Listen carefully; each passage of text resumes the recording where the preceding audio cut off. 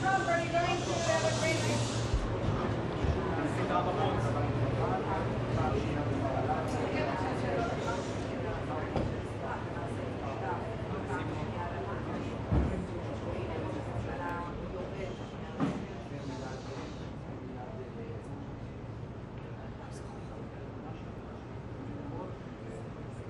יאללה, אתם רואים אמא? תגידו לי אם אני בטוח שאני אדבר תוך כדי. אני אדבר את זה, אני משהו.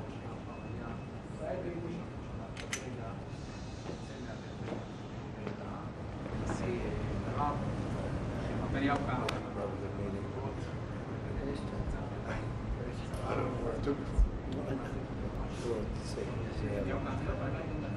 Does anybody recognize this man? Not too many people. They've been very fair, actually, for the last 3 days. President Trump, are you going to have a green light for another attack in Iran?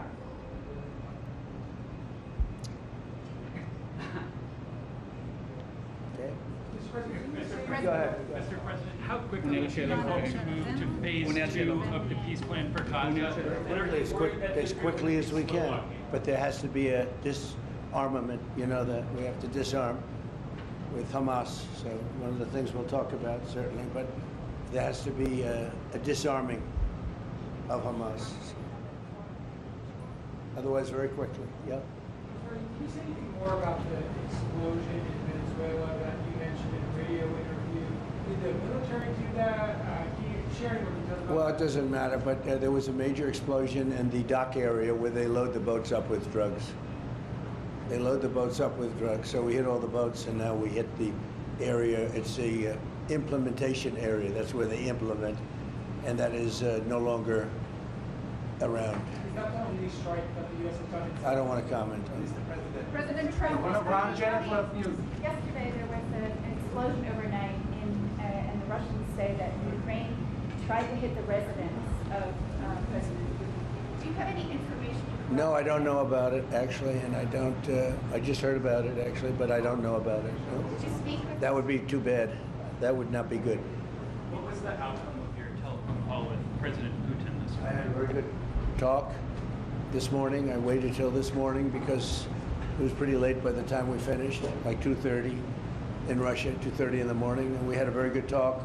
We spoke at 8 o'clock in the morning hour time, and it was a very productive talk. I mean, we have a few very thorny issues, as you can imagine. He knows about thorny issues probably better than anybody in the world, but it's working out. We have a couple of issues that we're going to get resolved, hopefully, and if we get them resolved, you're going to have peace. You're going to have Ukraine, they're losing 26,000 soldiers a month. Can you believe it? A month, 26,000 young, beautiful soldiers, and plus some people in Kiev, and relatively small, but a lot, you know, still people, and it's a lot of people. But 26,000 soldiers were killed last month. Yes, please. President Trump, are you going to allow Turkish forces, or do you expect Turkish forces to be stationed in Gaza? So I have a great relationship with President Erdogan, and we'll be talking about it. And if it's good, I think that's good. And a lot will be having to do with Bibi. We're going to be talking about that. But Turkey's been great, and he's been, you know, excellent as far as I'm concerned. I don't know about you. To me, he's been very good. Can you guarantee that? Sure. Yes. Mr. President, Can you tell me a little bit about your relationship with Prime Minister Netanyahu and how important it is for you to see him be pardoned by the Israeli president? Look, he's a wartime prime minister. He's done a phenomenal job. He's taken Israel through a very dangerous period of trauma. Israel, with other people, might not exist right now, if you want to know the truth. That's a pretty big statement, but it's true. I feel that. You had the wrong prime minister. Israel right now would not exist because they were met with a force the likes of which very few countries could have handled, and we worked together, and we were extremely victorious, to put it mildly. Now I hear that Iran is trying to build up again, and if they are, we're going to have to knock them down. We'll knock them down. We'll knock the hell out of them, but hopefully that's not happening. I heard Iran wants to make a deal. If they want to make a deal, that's much smarter. You know, they could have made a deal the last time before we went through, you know, a big attack on them, and they decided not to make the deal. They wish they made that deal. So I think, again, they should make a deal. They want to make a deal, but sometimes that doesn't happen. Yeah, please. Mr. Trump, hi, Nadav Elimelech, 24 News Israel. Would you support the overthrow of the Iranian regime? Who? Iranian regime. I'm not going to talk about overthrow of a regime. They've got a lot of problems that are in. They have tremendous inflation. Their economy is bust. Their economy is no good. And I know that people aren't so happy, but don't forget, every time they have a riot or somebody forms a group, little or big, they start shooting people. You know, they kill people. And the people tend to, I've watched this for years. There's tremendous discontent. They form 100,000, 200,000 people. All of a sudden, people start getting shot. And that group disbands pretty quickly. So I've watched it for years. They're vicious, vicious people. Yeah. Mr. President, in Angola, WACH News, will you support an attack, Israeli attack on Iran, if Iran will not have a deal? If Iran will continue with their ballistic missiles and also nuclear weapons? If they will continue with the missiles, yes. The nuclear, fast. Okay? One will be yes, absolutely. The other was, we'll do it immediately. Mr. President, Yaron Avraham from Channel 12 News. What are your plans regarding Gaza for the next few weeks? Well, we're going to be dealing on Gaza. That's why this very great Prime Minister is here right now. We're talking about Gaza. We're talking about a lot of things. We have about 5 major subjects that we're discussing, and Gaza will be one of those subjects. Mr. President, can you guarantee that the last hostages, Ran Philip, will be released before we'll continue to the second phase of the Gaza plan? Well, let's put it this way. Every hostage just about that's been released was released because of me, Steve Witkoff, Jared Kushner, my whole team, Marco Rubio, Pete Hegseth. They were all released because of us. None were released in the Biden administration, none. They were all released because of us. Then we had a lack of releases with respect to the dead. And all of a sudden they started coming back because I said, nope, you said you were going to.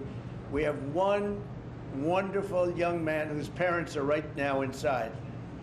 And he's, what beautiful parents, a beautiful brother, sister, and like a beautiful family, and they're waiting for the son. It's the only one left, and we're doing everything we can to get his body back.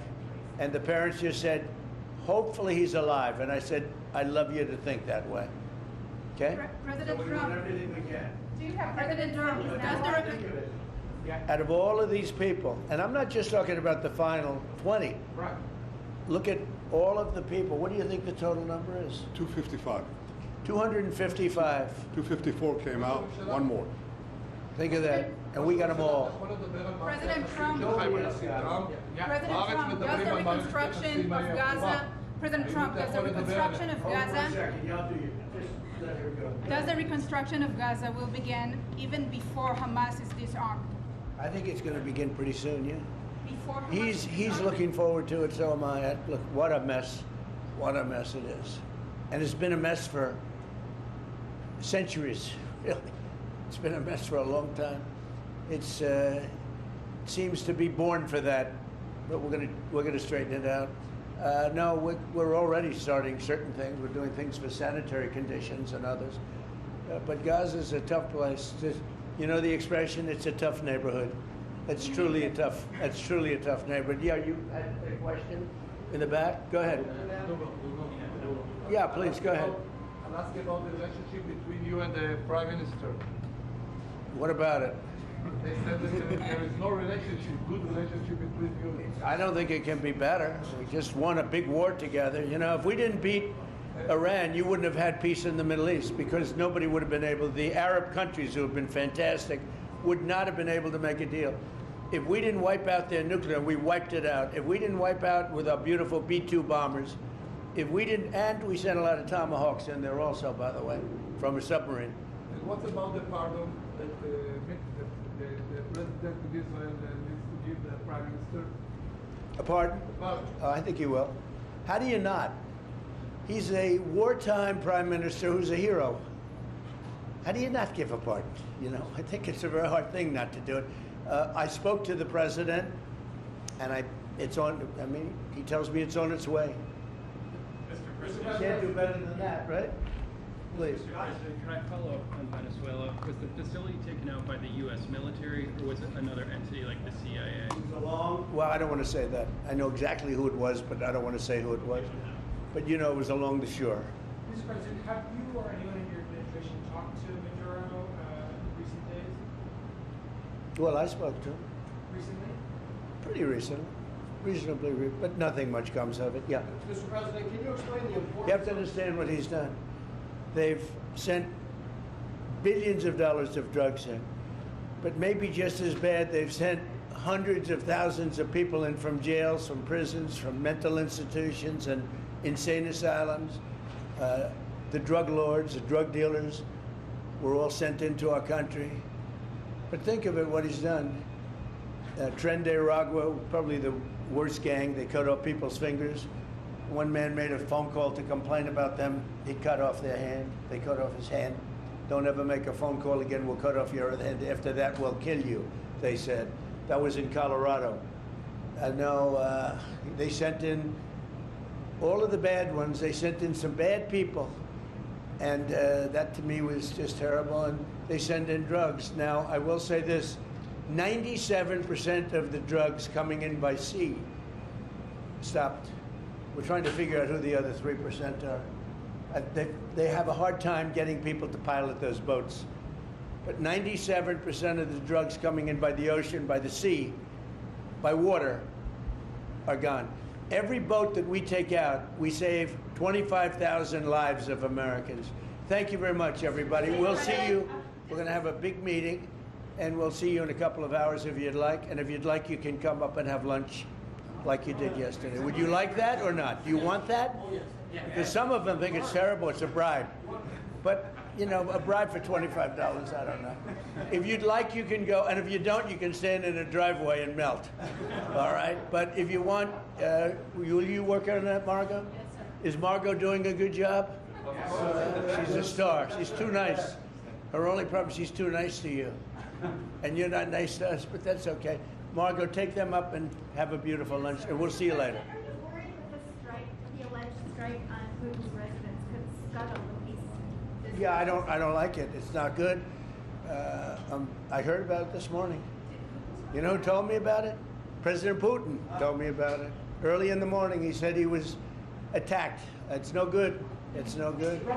Don't forget, you know, the Tomahawks. I stopped the Tomahawks. I didn't want that. Because we're talking about, you know, it's a delicate period of time. This is not the right time. It's one thing to be offensive, because they were offensive. It's another thing to attack his house. It's not the right time to do any of that, and can't do it. And I learned about it from President Putin today. I was very angry about it. Please. What? Well, it came out. Well, we'll find out. I mean, you're saying maybe the attack didn't take place. It's possible too, I guess. But President Putin told me this morning it did. One question, Mr. President. Can you expound on the importance of a strong relationship with the state of Israel? And Mr. Prime Minister, you called President Trump the strongest friend for the state of Israel. You worked with numerous administrations, numerous presidents. Can you expound on that and what makes President Trump such a strong friend for the state of Israel? Why don't you go first? I'll say it again and again and again.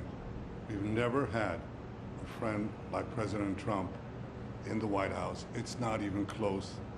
And I think you can judge that by not merely by the frequency of our meetings, but by the content and the intensity. I think Israel is very blessed to have President Trump leading the United States, and I'll say leading the free world at this time. I think it's not merely Israel's great fortune. I think it's the world's great fortune. Well, I just want to say that it's very important who the Prime Minister and President of Israel is. We have a great relationship. It was an honor to speak before your leaders. That was a great honor for me. I think it had not happened before, or something they told me. But the relationship's been extraordinary, and Bibi's a strong man. He can be very difficult on occasion, but you need a strong man. If you had a weak man, you wouldn't have Israel right now. Israel would have been, you know, Israel with most other leaders would not exist today. They would not exist. And now they're stronger than ever. Yeah, please. Are you going to ask Netanyahu to sign this an agreement with Syria? Well, I hope he's going to get along with Syria, because the new president of Syria is working very hard to do a good job. He really is. I know he's a tough cookie, and he's, you know, you're not going to get a choir boy to lead Syria. That's the one thing I will say. So I hope they're going to get along, because, you know, I dropped the sanctions on Syria because otherwise they wouldn't have had a chance. We want to see Syria survive. So we're going to be talking about Syria too. Okay. Thank you very much, everybody. Have a good time. Go have a good lunch. Thank you, Mr. Prime President. Minister Netanyahu, Thank there's you. a lot of facts regarding You know, after you hear these things, I think better to quit now.